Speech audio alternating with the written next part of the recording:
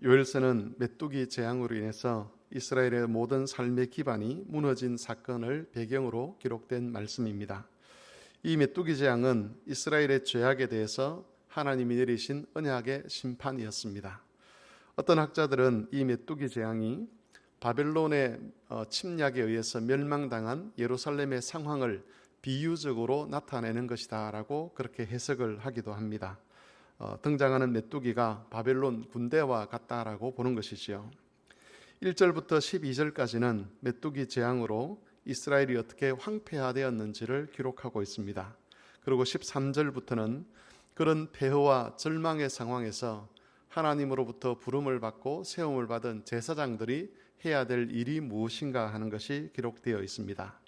13절을 다시 보시면 제사장들을 향해서 이렇게 요청합니다. 제사장들아 너희는 굵은 배로 동이고 슬피 울지어다.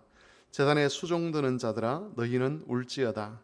내 하나님께 수종드는 자들아 너희는 와서 굵은 베옷을 입고 밤이 새도록 누울지어다. 이는 소제와 전제를 너희 하나님의 성전에 드리지 못함이로다. 여기서 소제와 전제를 드리지 못한다는 것은 메뚜기 재앙으로 인해서 또는 바벨론 군사들의 침략 때문에 하나님께 제물로 드릴 곡식이 완전히 사라졌다는 그런 뜻입니다. 그런 상황에서 제사장이 할 수 있는 것은 아무것도 없었습니다. 특별히 학자들은 요엘서의 기록 시기를 유다가 바벨론에 의해서 멸망당한 직후라고 그렇게 추측을 하고 있는데, 만일 그렇다면 그때에는 성전도 파괴된 상태였기 때문에 제사장들이 하나님 앞에서 의미 있는 그런 행위를 할 수 있는 여지가 없었다는 것이지요. 그런 상황에서 하나님께서는 제사장들을 향해서 너희는 여호와께 부르짖어라라고 말씀하고 있습니다. 아무것도 할 수 없는 그런 상황에서 하나님을 경외하는 자들이 해야 되는 것은 부르짖는 것이라고 말씀하는 겁니다. 그런데 제사장들을 향한 이런 명령의 말씀은 그냥 절망적인 상황을 나타내기 위한 그런 말씀은 아니었습니다. 하나님께서 이런 명령을 내리실 때에는 하나님께 부르짖는 제사장들에게 응답하실 것이라는 하나님의 약속을 함께 주시는 것이었습니다. 그 당시 사람들의 눈에는 폐허가 된 예루살렘밖에 보이지 않았을 겁니다. 그런데 하나님은 제사장들이 폐허가 된 그 땅만 바라보는 것이 아니고 거기에서 새로운 일을 시작하실 하나님의 언약의 역사를 기대하기를 원하셨습니다. 비록 하나님께서 그 땅을 버리신 것처럼 보이지만 그 버림이라는 것이 영원한 버림이 아니라 하나님께서 버림을 통해서 오히려 이스라엘을 새롭게 하시고 하나님 백성들을 새롭게 하실 것이라는 것을 제사장들이 기대하라고 그렇게 말씀하고 있는 겁니다.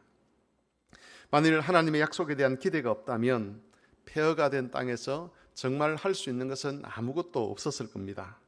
하지만 회복에 대한 약속이 있기 때문에 거기서 그 폐허가 된 땅에서 하나님을 향하여 부르짖어라고 말씀하시는 것이죠.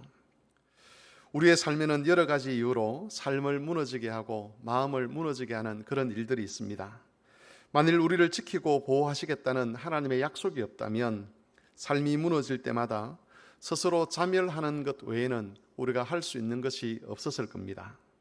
하지만 하나님은 자기 백성들에게 반드시 지키시겠다는 약속을 주셨습니다.